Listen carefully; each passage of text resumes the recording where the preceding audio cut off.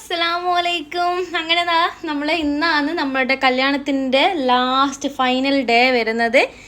നമ്മളൊക്കെ ഡ്രസ്സൊക്കെ ചേഞ്ച് ചെയ്തു. അതുപോലെ തന്നെ റാബിത്തിൻ്റെ ചങ്ങായിമാരും വന്നിട്ടുണ്ട്, എൻ്റെ 2 ചങ്ങായിമാരും വന്നിട്ടുണ്ട് കേട്ടോ. എനിക്ക് ഇവരെ കിട്ടിയത് ശ്രീശങ്കരാചാര്യരിൽ കോഴ്സിന് പോയ സമയത്താണ് എനിക്ക് ഇവർ 2 പേരെയും കിട്ടിയിട്ടുള്ളത്. അങ്ങനെ അന്ന് കൂടെ കൂട്ടിയതാണ് കേട്ടോ ഇവർ 2 പേരെയും. അങ്ങനെ അവർ രാവിലെ തന്നെ വന്നിട്ടുണ്ട്. പിന്നെ അവർ ഒറ്റക്കാക്കിയിട്ട് പോകുന്നത് കൊണ്ട് തന്നെ അവരെയും കൂട്ടിക്കൊണ്ട് ജബാർക്കും ഞാനും ഫോട്ടോ എടുക്കാൻ വേണ്ടിയിട്ട് വന്നിട്ടാണ് ഉള്ളത്. കാരണം റാബിത്ത് നേരത്തെ തന്നെ ഡ്രസ്സൊക്കെ ചേഞ്ച് ചെയ്തിട്ട് ഫോട്ടോ എടുക്കാൻ വേണ്ടിയിട്ട് പോയിട്ടുണ്ടായിരുന്നു. അവളോട് ലൊക്കേഷനൊക്കെ ചോദിച്ചിട്ട് നമ്മളങ്ങനെ ഇവിടെ വന്നിട്ടുള്ളത്. ഇവിടെ ഏകദേശം പാപ്പിൻശ്ശേരിയാണ് ഇത് സ്ഥലം വരുന്നത്. അവിടെയാണ് ഈ ഒരു വീട് ഉള്ളത്. ആളൊഴിഞ്ഞ വീടാട്ടോ. അങ്ങനെ ഫോട്ടോ എടുക്കാൻ വേണ്ടിക്കാൻ തോന്നി ഇപ്പോൾ യൂസ് ചെയ്യുന്നത്.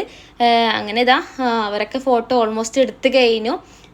ടൈമൊക്കെ ആയിട്ടുള്ളത്. കാരണം ഇതിന് ആൾക്കാർ ഇപ്പം വീട്ടിൽ വന്ന് തുടങ്ങിയിട്ടുണ്ടാവും. അതിനുള്ളിൽ തന്നെ നമുക്ക് ഫോട്ടോ എടുത്തിട്ട് ഇവിടുന്ന് ഇറങ്ങേണ്ടതുണ്ട്. അങ്ങനെ നമ്മളെ ഫോട്ടോഷൂട്ടും കാര്യങ്ങളൊക്കെ കംപ്ലീറ്റ് ആയിട്ടുണ്ട്. അവർ നേരെ വിട്ടു. ചെക്കനും ടീമൊക്കെ വിട്ടിട്ടുണ്ട്. കാരണം ഇവർ രാവിലെ തന്നെ വന്നിട്ട് ഫോട്ടോ എടുക്കാൻ തുടങ്ങിയതാണ് കേട്ടോ. അപ്പോൾ അവിടെ തന്നെ ഇപ്പോൾ ആൾക്കാർ വന്ന് തുടങ്ങിയിട്ടുണ്ടാവും. അപ്പം പിന്നെ അവരും ലേറ്റായി.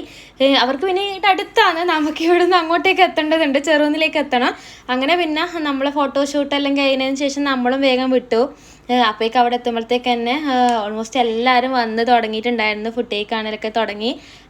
പിന്നെ ഇവരെയും കൊണ്ട് ഫുഡ് കഴിക്കാനെല്ലാം കൊണ്ടുപോയി. പിന്നെ മൊത്തത്തിൽ ബിസി ആയിരുന്നു. ഫോട്ടോ എടുക്കാനൊന്നോ വീഡിയോ എടുക്കാനോ ഒന്നിനും പറ്റിയിട്ടുണ്ടായിരുന്നില്ല.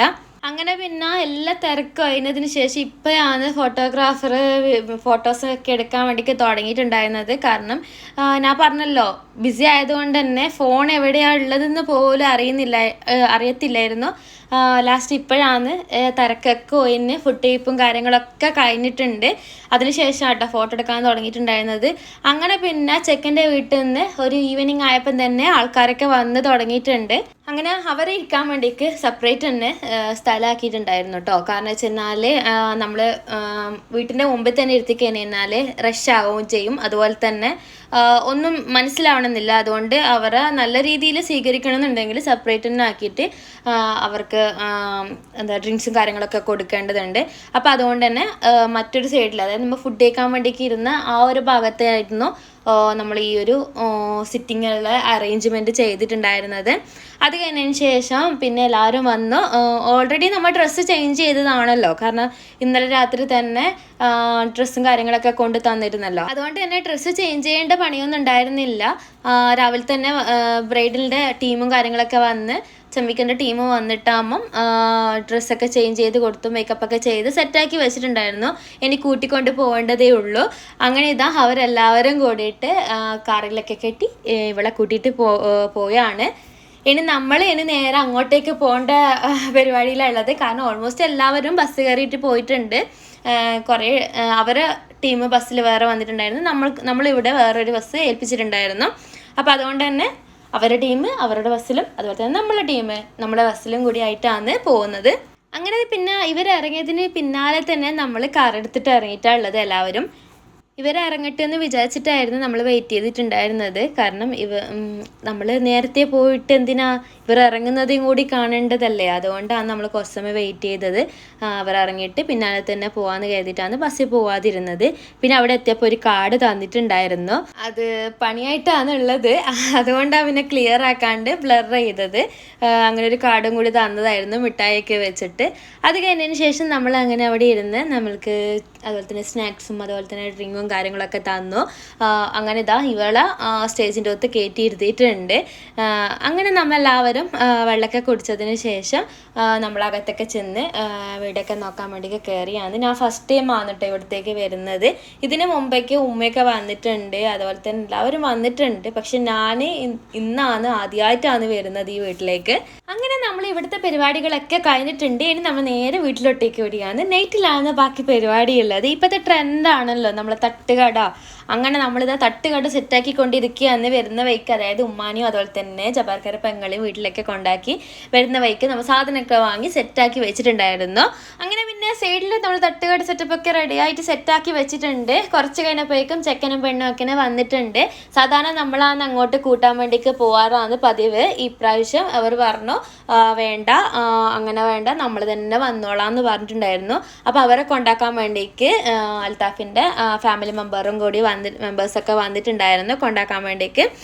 അങ്ങനെ അവരെല്ലാവരും വന്നു, കുറച്ച് എന്താ പറയുക ജോളിയാക്കി ഒന്ന് വൈബാക്കി ഇതാക്കി തന്നിട്ടുണ്ട്. പിന്നെ നമ്മൾ തട്ടുകട സെറ്റപ്പ് ആക്കി വെച്ചിട്ടുണ്ടല്ലോ, അപ്പോൾ അതിൻ്റെ ഡ്രസ്സും കോസ്റ്റ്യൂമും കാര്യങ്ങളൊക്കെ അവർക്ക് കൊടുത്തിട്ട് ഡ്രസ്സൊക്കെ ചേഞ്ച് ചെയ്തിട്ട് വരാൻ വേണ്ടിയൊക്കെ പറഞ്ഞിട്ടാണുള്ളത്.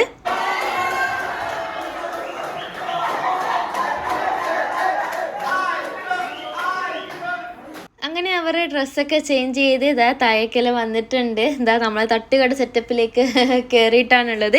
എല്ലാവരും ഇവരുടെ പാചകത്തിന് വേണ്ടി നല്ല ക്ഷമയോടെ കാത്തിരിക്കുകയാണ് കേട്ടോ എല്ലാവരും.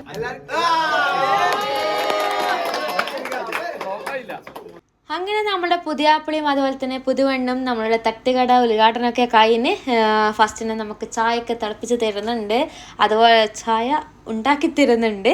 അതുപോലെ തന്നെ തട്ടുകടയിലെ ബാക്കിയുള്ള സംഭവ വികാസങ്ങളൊക്കെ നടന്നുകൊണ്ടിരിക്കുകയാണ്. അതുപോലെ തന്നെ കല്യാണത്തിനിടയിൽ ചെറിയൊരു സർപ്രൈസും കൂടി ഉണ്ടായിരുന്നു.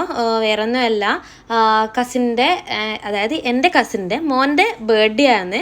അപ്പോൾ 12 മണിയായപ്പം കേക്കും കൊണ്ട് വന്നിട്ടാണ് ഉള്ളത് ഓനെ സർപ്രൈസ് ചെയ്യിക്കാനായിട്ട്.